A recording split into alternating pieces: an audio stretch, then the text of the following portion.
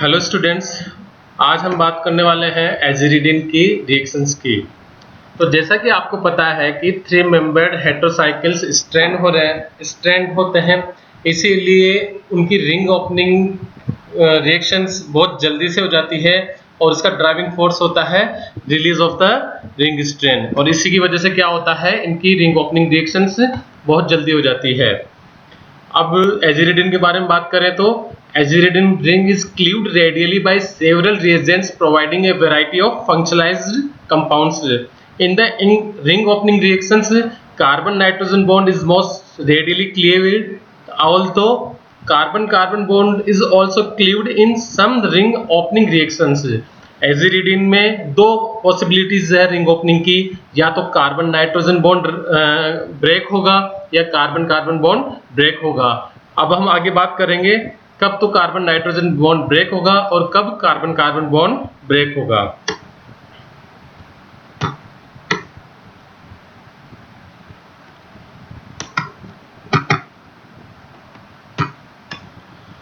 देख, सबसे पहले हम बात करें न्यूक्लियोफिलिक रिंग ओपनिंग रिएक्शंस की।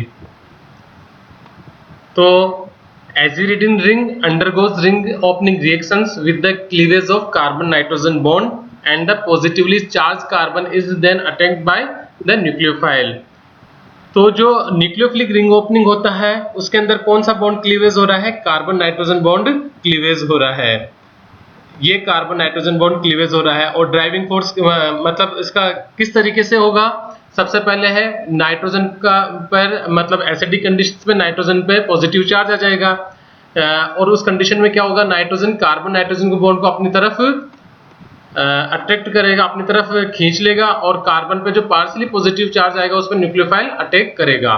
अब ये जो मैकेनिज्म होती है वो दो तरीके से हो सकती है, एक तो पुल मैकेनिज्म होती है, एक पुश मैकेनिज्म होती है।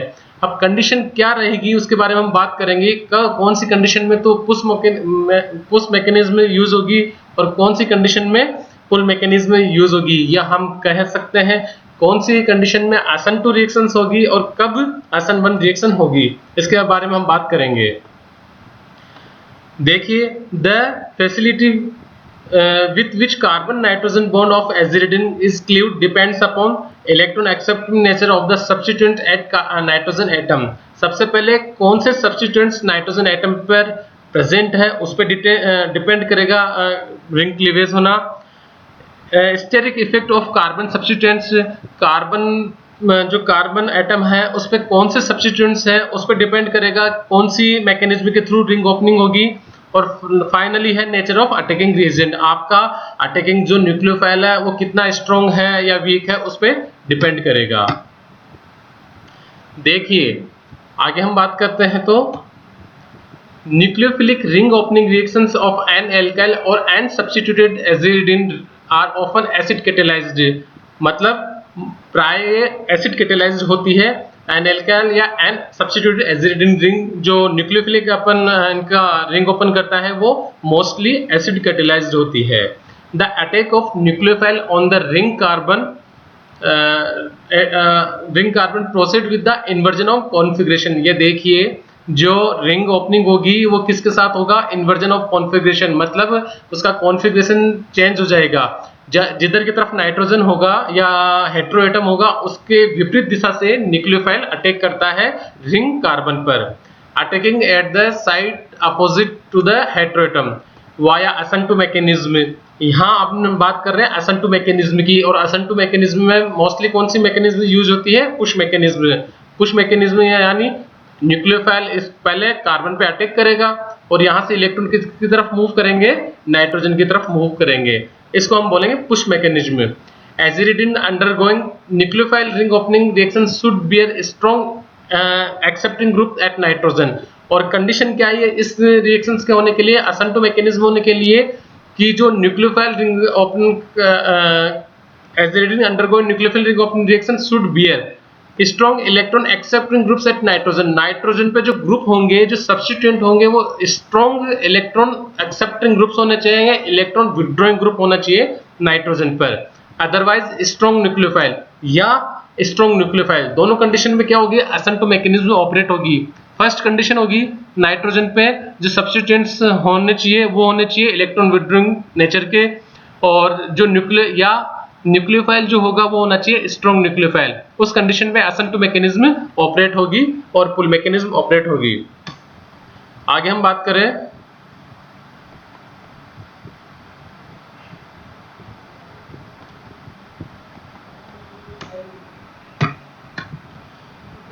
Asymmetrical substitute aziridine. ऐसे एजिरिडीन रिंग्स जो एसिमेट्रिकल सब्स्टिट्यूटेड है उस कंडीशन में क्या होगा, देखिए steric hindrance cause predominantly the attack of nucleophile at the less substituted carbon atom. जो स्टेरिक हिंड्रेंस होगा उसकी वजह से जो न्यूक्लियोफाइल अटैक करेगा वो ऐसे कार्बन पे अटैक करेगा, रिंग के ऐसे कार्बन पे अटैक करेगा जो कि लेस सब्स्टिट्यूटेड कार्बन हो, मतलब उस पे स्टेरिक हिंड्रेंस सबसे कम होगा, इसीलिए न्यूक्लियोफाइल उस पे अटैक करेगा। The reaction is expected to proceed via SN2 mechanism. और इस कंडीशन में क्या हो जाएगी, जो रिएक्शन किसके थ्रू प्रोसीड होगी, SN2 मैकेनिज्म के through, nucleophilic substitution reaction SN2 के थ्रू प्रोसीड होगी।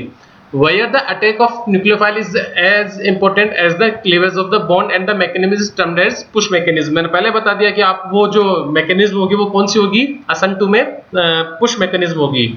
However, in some cases the bond cleavage process become more important than the process involving nucleophilic attack and the reaction is expected to proceed via SN1 type mechanism and is termed as pull mechanism। अब पुल mechanism होने की possibilities कब होगी, कब पुल mechanism होगी, उसके लिए सबसे पहले दो फैक्टर होने चाहिए। फर्स्ट फैक्टर है अपना the presence of carbonium ion stabilising substituents, और दूसरा है ionic nature of solvent. First जो है वो सबसे इंपॉर्टेंट फैक्टर है कि जब कार्बन नाइट्रोजन बॉन्ड ब्रेक होगा उसके बाद कार्बन पे जो पॉजिटिव चार्ज आएगा उस पॉजिटिव चार्ज को स्टेबल करने के लिए उस पे ऐसे सब्स्टिट्यूएंट्स होने चाहिए कि वो उस पॉजिटिव चार्ज को स्टेबल कर सके। जैसे कि टर्सरी कार्बोकैटायन अगर होगा तो वो मोर स्टेबल होगा देन सेकेंडरी, और सेकेंडरी और देन प्राइमरी कार्बोकैटायन। तो अगर टर्सरी कार्बोकैटायन होगा उस कंडीशन में कौन सी रिएक्शन प्रोसीड होगी, पुल मैकेनिज्म के थ्रू या SN1 मैकेनिज्म उस कंडीशन में प्रोसीड हो गई। हम इसको एक एग्जांपल के थ्रू देखते हैं। नीचे एग्जांपल दे रखा है, यहां देखिए फर्स्ट कंडीशन में जब ये R है वो क्या हो, H हो, तो उस कंडीशन में कौन सा, अगर ये बॉन्ड ब्रेक होता है यहाँ पॉजिटिव चार्ज और यहाँ पॉजिटिव चार्ज आता है तो देखिए कौन सा कार्बोकैटायन बनेगा, यहाँ ये बनेगा सेकेंडरी कार्बोकैटायन जो कि इतना स्टेबल नहीं होता। अब जो सबसे पहले एसिडिक कंडीशन में हमने इसके फिर क्या कर दिया, यहाँ पे हाइड्रोजन आने के बाद नाइट्रोजन में पॉजिटिव चार्ज आ गया जो अब इलेक्ट्रॉन को अपनी तरफ खींचेगा ये। अब यहाँ पे जो मैकेनिज्म प्रोसीड होगी वो प्रोसीड होगी SN2 मैकेनिज्म प्रोसीड होगी, क्योंकि यहाँ पर जो अगर ये बॉन्ड ब्रेक होता है और यहाँ पे पॉजिटिव चार्ज आता है तो उस कंडीशन में बनने वाला कार्बोनियम आयन या कार्बोकैटायन इतना स्टेबल नहीं होता है। तो रिएक्शन किधर से प्रोसीड होगी, जो OH है वो कहाँ से अटैक करेगा, दो पॉसिबिलिटी है, या तो इधर से अटैक करे या इधर से अटैक करे। अटैक किधर से करेगा, लेस इंडर साइड। कौन सी है लेस इंडर साइड, ये वाली साइड है, तो लेस इंडर साइड यहाँ पे अटैक करेगा और इस वजह से हमारे पास जो मोस्टली प्रोडक्ट बनेगा, मेजर प्रोडक्ट वो बनेगा 58% में ये वाला और 42% में ये वाला। और यहाँ मैकेनिज्म मुख्यतः किस तरीके से प्रोसीड हुई है, यहाँ मैकेनिज्म प्रोसीड हुई है SN2 टाइप में, मेजर प्रोडक्ट उसी से बन रहा है। लेकिन कंडीशन ये हो कि ये R है, ये जो R है वो यदि CH3 हो तो उस कंडीशन में जब ये कार्बन नाइट्रोजन बॉन्ड बनेगा तो बनने वाला जो कार्बोकैटायन होगा वो टर्सरी कार्बोकैटायन होगा। तो जो OH है वो किधर अटैक करेगा, किधर से अटैक करेगा, बिल्कुल इधर से अटैक करेगा। सबसे पहले क्या होगा, फर्स्ट स्टेज में कार्बन नाइट्रोजन बॉन्ड ब्रेक हो जाएगा। कार्बन नाइट्रोजन ब्रेक होने के बाद क्या हो जाएगा, यहाँ पे पॉजिटिव चार्ज आ जाएगा। पॉजिटिव चार्ज है, टर्सरी कार्बोकैटायन है, स्टेबल इंटरमीडिएट है। OH किधर से अटैक करेगा, OH इस पर अटैक करेगा। और मेजर प्रोडक्ट कौन सा बन रहा है, देखिए हिंडर्ड वाली साइड से जो OH अटैक कर रहा है, न्यूक्लियोफाइल अटैक कर रहा है, वो मेजर प्रोडक्ट बन रहा है 93%। तो सेकंड जो जब R CH3 था उस कंडीशन में जो मैकेनिज्म प्रोसीड हुई है वो कौन सी मैकेनिज्म प्रोसीड हुई है, वो मैकेनिज्म प्रोसीड हुई है SN1 यानी पुल मैकेनिज्म। पुल क्यों कहा गया, सबसे पहले उसने इलेक्ट्रॉन को अपनी तरफ पुल किया है। और उसके बाद न्यूक्लियोफाइल ने अटैक किया है, इसकी वजह से वो कौन सी मैकेनिज्म कहलाई? पुल मैकेनिज्म। इस तरीके से पुश मैकेनिज्म और पुल मैकेनिज्म दो तरीके से नाइट्रो एजिरिडिन रिंग की रिंग ब्रेक होती है। अब हम आगे बात करेंगे।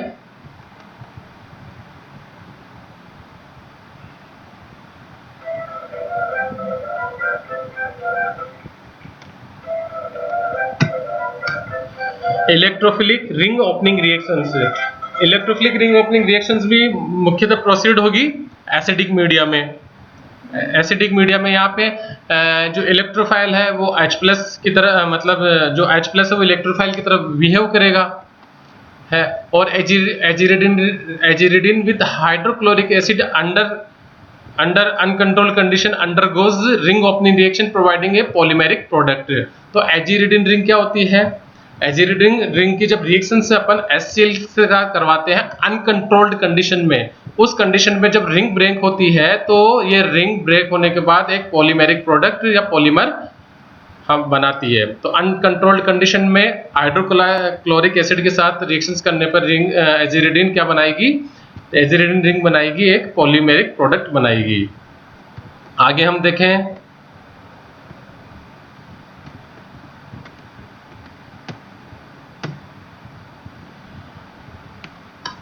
In the acid catalysed ring opening reactions nitrogen is protonated. सबसे पहले एसिड कैटेलाइज्ड रिएक्शंस में क्या हो गया? नाइट्रोजन प्रोटोनेटेड हो गया, नाइट्रोजन में पॉजिटिव चार्ज आ जाएगा। Facilitates pull mechanism. Pull mechanism अगर फैसिलिटेट करता है तो उस कंडीशन में in the asymmetric substitute aziridine the site of attack is governed by the nature of substituent at the carbon atom.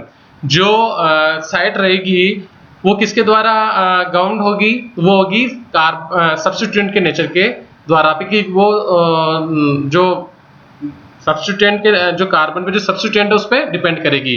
Can be explain by the push pull mechanism. जो मैंने आपको बता दिया कि कौन सी कंडीशन में तो पुश मैकेनिज्म होगी और कौन सी कंडीशन में पुल मैकेनिज्म होगी। The attack at the hindered carbon atom is caused due the formation of stabilised carbonium ion. जो हिंडर्ड कार्बन, अगर हिंडर्ड कार्बन पे अगर अटैक होता है न्यूक्लियोफाइल का या इलेक्ट्रोफाइल का, तो उसी कंडीशंस पे अटैक होगा जब वो पे स्टेबल कार्बोकेटायन बन रहा हो। जैसे यहाँ पे सबसे इस वाली रिएक्शन की बात करूं तो पहले प्रोटोनेटेड हो गया ये HCl से H। प्रोटोनेशन के बाद क्या होता है? रिंग ब्रेक होगी कार्बन नाइट्रोजन, या तो ये वाला कार्बन नाइट्रोजन बॉन्ड ब्रेक हो या ये वाला बॉन्ड ब्रेक हो। बट इस कंडीशन में अगर मैं यहाँ पॉजिटिव चार्ज मानूं या ये ब्रेक होता है तो सेकेंडरी बनता है, और इसमें अपने को प्राइमरी कार्बोकेटायन मिलता है। दोनों की ही स्टेबिलिटी कम है, तो उस कंडीशन में क्या होगी? जो Cl होगा वो किधर से अटैक करेगा? ऑब्वियसली लेस हिंडर्ड साइड से अटैक करेगा, तो मतलब इधर से अटैक करेगा, और कौन सा प्रोडक्ट बनेगा? ये वाला मेजर प्रोडक्ट बनेगा। अब नेक्स्ट की मैं बात करूं तो प्रोटोनेशन के बाद क्या होगा? दोनों तरफ कार्बन नाइट्रोजन बॉन्ड ब्रेक करके देख लो कौन सा स्टेबल कार्बोकेटायन बन रहा है। जब इधर का अगर कार्बन नाइट्रोजन बॉन्ड ब्रेक करता हूं तो यहाँ पॉजिटिव चार्ज आएगा, तो उस कंडीशन में बनने वाला जो कार्बोकेटायन होगा प्राइमरी कार्बोकेटायन है, लेस स्टेबल होता है। यदि मैं इधर का बॉन्ड ब्रेक करता हूं और इधर की तरफ पॉजिटिव चार्ज आता है, कार्बोकेटायन बनता है, तो कौन सा बन रहा है? बेंजाइलिक कार्बोकेटायन बन रहा है, जो कि मोर स्टेबल है। तो क्लोरीन किधर से अटैक करेगा? क्लोरीन इधर से अटैक करेगा। तो ऊपर की तरफ तो जो मैकेनिज्म प्रोसीड होगी वो पुश मैकेनिज्म से प्रोसीड होगी, और नीचे की तरफ मैकेनिज्म जो प्रोसीड होगी वो पुल मैकेनिज्म के थ्रू प्रोसीड होगी।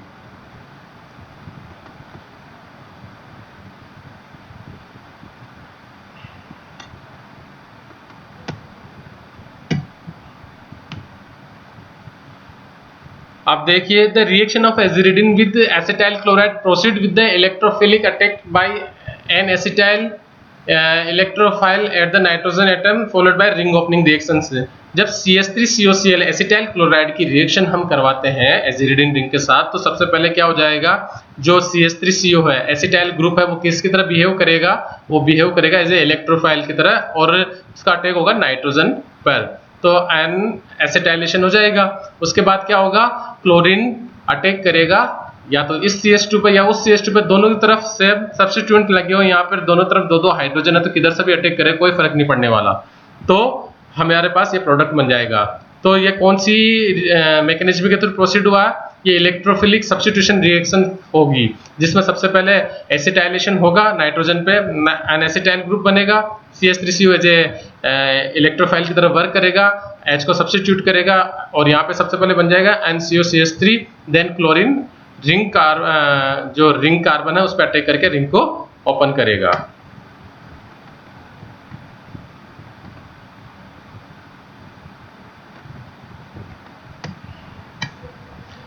अब हम बात करते हैं इलेक्ट्रोसाइक्लिक रिंग ओपनिंग रिएक्शंस की। देखिए अभी तक हमने जितनी भी बात करी उसमें कौन सा बॉन्ड ब्रेक हो रहा था? कार्बन नाइट्रोजन बॉन्ड ब्रेक हो रहा था। अब ये जो पार्ट आ रहा है वो पेरिसाइक्लिक रिएक्शंस का पार्ट आ रहा है, आपने पेरिसाइक्लिक में पढ़ा भी होगा शायद। तो देखिए यहाँ पर कौन सा बॉन्ड ब्रेक होगा? यहाँ पर जो बॉन्ड ब्रेक होगा वो कार्बन कार्बन बॉन्ड ब्रेक होने वाला है। यहाँ पर कार्बन कार्बन बॉन्ड ब्रेक होगा और इसके लिए सबसे जरूरी क्या चीज़ है? इसके लिए जरूरी चीज़ है एक तो जो कार्बन पे जो सब्स्टिट्यूएंट्स लगे हैं वो होने चाहिए इलेक्ट्रॉन विड्रॉइंग नेचर के। जो रिंग एजिरिडिन रिंग के कार्बन पे सब्स्टिट्यूएंट्स होंगे वो होने चाहिए इलेक्ट्रॉन विड्रॉइंग नेचर के। बात पढ़ते हैं एक बार। And substituted aziridine particularly with consecutively electron withdrawing substituent at carbon। देखिए यहाँ पे लिखा हुआ electron withdrawing substituent at carbon undergo electrocyclic ring opening reaction in which carbon carbon bond is cleaved rather than the carbon nitrogen bond. In such reaction the aziridine ring system may be considered analogous to cyclobutene। किसके analogous हो जाएगा? ये साइक्लोब्यूटीन के analogous होता है। साइक्लोब्यूटीन कौन सा system है? 4n पाई इलेक्ट्रॉन का सिस्टम है। किसके द्वारा होता है? 4n पाई सिस्टम में अगर हम थर्मली प्रोसीड होती है तो कौन रोटेटरी रोटेशन होता है। यहाँ पे देखो 2 इलेक्ट्रॉन और 2 इलेक्ट्रॉन 4 पाई इलेक्ट्रॉन हो गया। तो इसी की तरह से ये जो एजिरिडिन रिंग होती है वो 4n पाई इलेक्ट्रॉन की तरह बिहेव करेगी। जो 2 इलेक्ट्रॉन होंगे नाइट्रोजन के लोन पेयर होंगे और कार्बन कार्बन के 2 इलेक्ट्रॉन कार्बन कार्बन बॉन्ड के ये 2 इलेक्ट्रॉन होंगे। तो इस तरीके से ये रिंग थर्मल कंडीशन में ब्रेक होगी जो कि 4n पाई सिस्टम की कैरेक्टरिस्टिक है और 1,3 डाइपोलर स्पीसीज इसमें बनती है। ठीक है, आगे देखते हैं हम।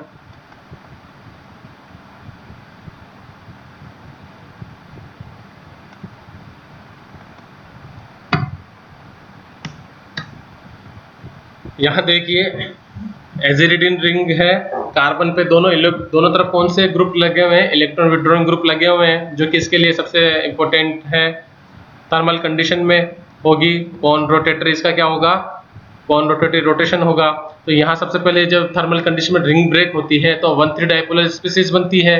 इस 1,3 डाइपोलर स्पीसीज की रिएक्शन जब हम डाइनोफाइल से करवाते हैं तो हमारे पास इलेक्ट्रोसाइक्लिक प्रोडक्ट बनता है और ये सारी आप रिएक्शंस आपने पेरिसाइक्लिक रिएक्शंस में भी देखी होगी। तो अपन एक बार पढ़ लेते हैं। Since this reaction involve 4 pi electrons they will be thermally conrotatory. Pi electron system rotates in the same direction, जो कि कॉन रोटेटरी की विशेषता है। When and substituted aziridine 37 is pyrolyzed and 1,3 dipolar ring cleaved, product 38 obtained is trapped by a dienophile. The stereochemistry of product 39 is observed to be expected of conrotatory ring cleavage। अब ये सब आपने जो stereo क्या रहती है वो आपने सबने पेरिसाइक्लिक रिएक्शंस में ये पढ़ा है कि कॉन्रोटेटरी में क्या स्टीरियो रहती है। अब हम आगे बात करें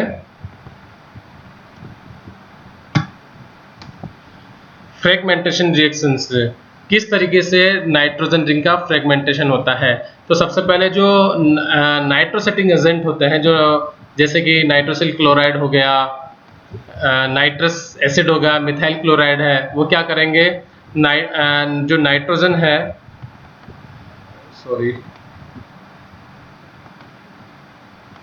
जो नाइट्रोजन है उसका क्या कर देंगे? ये नाइट्रोजन पे ये नाइट्रोसेशन कर देंगे, नाइट्रोसेटिंग agent. Nitrogen atom is extruded and alkene are formed by the formation of n nitrosoaziridines which can be isolated below 20 degree Celsius.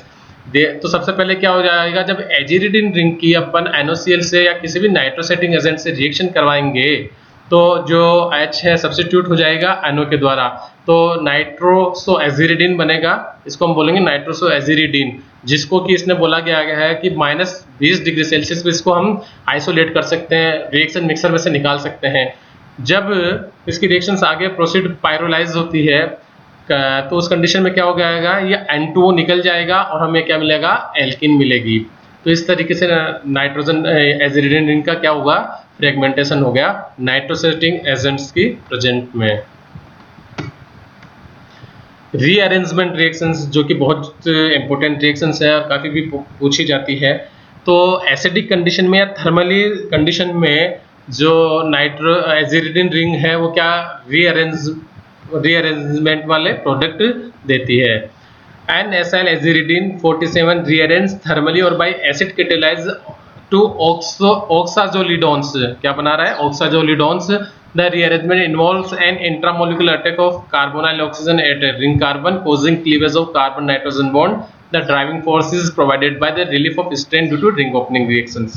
देखो हर एक एजिरिडिन रिंग की जो रिंग ओपनिंग रिएक्शन होता है उसके ड्राइविंग फोर्स क्या होता है, ड्राइविंग फोर्स हमेशा हो जाएगा कि रिलीफ ऑफ स्ट्रेन, स्ट्रेन को दूर करने के लिए ही रिंग ओपन रिएक्शंस हो रही है। अब ये रिएक्शंस किस तरीके से प्रोसीड हो रही है, सबसे पहले कंडीशन क्या होनी चाहिए, या तो थर्मल कंडीशन या एसिडिक कंडीशन में। उस कंडीशन में क्या हो जाएगा, जो कार्बोनिल कार्बन की जो ऑक्सीजन है वो अटैक करेगी रिंग कार्बन पे।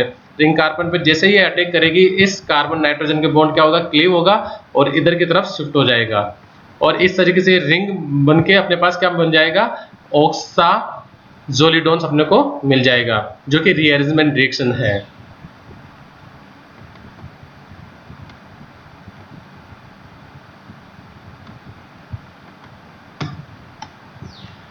इसी तरीके से ये रिएक्शंस किसके साथ हो जाएगा, थायोएमिडो एजिरिडिन के साथ सेम रिएक्शंस ये देती है, जिसमें ये अपने को रीअरेंजमेंट प्रोडक्ट बनता है, रीअरेंज प्रोडक्ट में बनता है।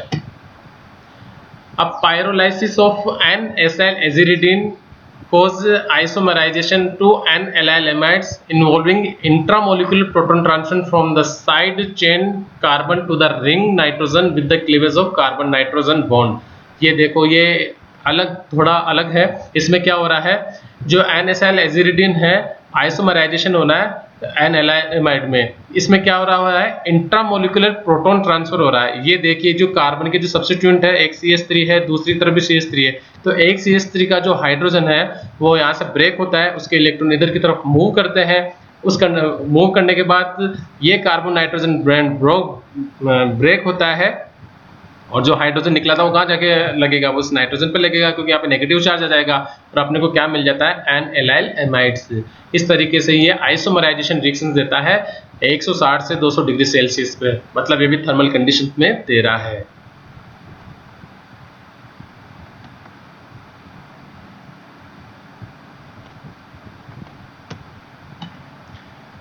अब देखो जब एजिरिडिन या की रिएक्शंस NaCl एजिरिडिन की रिएक्शन जब सोडियम आयोडाइड के साथ करवाते हैं तो यहाँ पे जो आयोडीन होता है, आयोडीन बिहेव करता है एज ए न्यूक्लियोफाइल के, जो कि लेस हिंडर्ड साइड के उस पर अटैक करता है रिंग कार्बन पे। यहाँ पे पॉसिबिलिटी थी या तो इस पे अटैक करे या इस पे अटैक करे, लेकिन लेस हिंडरिंग साइड कौन सी हो गई, ये वाली तो इस पे अटैक करेगा, रिंग ओपन होगी, इंट्रामोलिकुलर साइक्लाइजेशन होगा, आयोडीन वापस निकल जाएगी और अपने को ये प्रोडक्ट मिल जाएगा।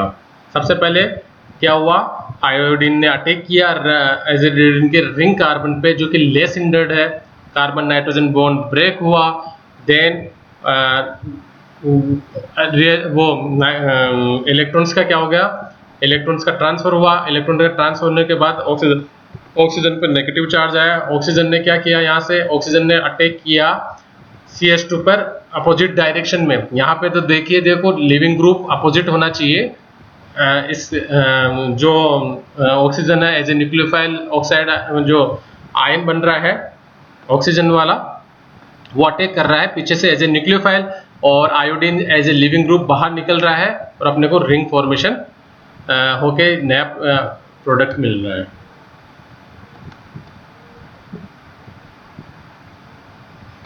आगे हम बात कर रहे हैं reaction with carbon disulphide, aziridine with carbon disulphide undergoes ring expansion reaction with the formation of thiazoline. Thiazoline बनाता है कार्बन डाइसल्फाइड के साथ रिएक्शंस करके। अब बात करते हैं फ्रीडल-क्राफ्ट रिएक्शंस की। Aziridine undergoes Friedel Craft reaction with benzene providing beta phenyl ethylamine. तो फ्रीडल क्राफ्ट रिएक्शंस भी देता है। जब बेंजीन की रिएक्शंस करवाते हैं एजिरिडिन के साथ एनहाइड्रस एल्यूमिनियम क्लोराइड की प्रेजेंस में, तो क्या हो जाएगा, वही benzene ring as a nucleophile behave करती है यहाँ पर, और यहाँ से जो अटैक होगा नाइट्रोजन CH2 पर, और ये रिंग ब्रेक हो गई और अपने को मिल जाता है ये बीटा फिनाइल इथाइल एमीन। इस तरीके से फ्रीडल क्राफ्ट रिएक्शंस भी देती है एजिरिडिन। आगे देखते हैं हम। And substitution, the hydrogen atom attached to nitrogen in aziridine is reactive and can be easily substituted। जो नाइट्रोजन पर जो हाइड्रोजन है एटम है वो क्या होता है, रिएक्टिव होती है और सब्स्टिट्यूट हो सकता है। जब हम इसकी रिएक्शन से इथर के साथ करवाते हैं, एस्टर के साथ, तो क्या हो जाएगा, यहाँ पे HCl तो निकल जाएगा और ये अपने आप यहाँ के अटैच हो जाएगा। देखिए इसी तरीके से जब मेथिल आयोडाइड या एन ब्यूटाइल लिथियम के साथ रिएक्शंस करवाते हैं तो यहाँ पर नाइट्रोजन का सब्स्टिट्यूशन होकर इस तरीके से अपने को प्रोडक्ट मिलता है। तो इस तरीके से आज हमने रिएक्शंस ऑफ एजिरिडिन पढ़ी और एजिरिडिन आज कंप्लीट हो गया। नेक्स्ट लेक्चर में हम नेक्स्ट रिंग लेंगे। Thank you.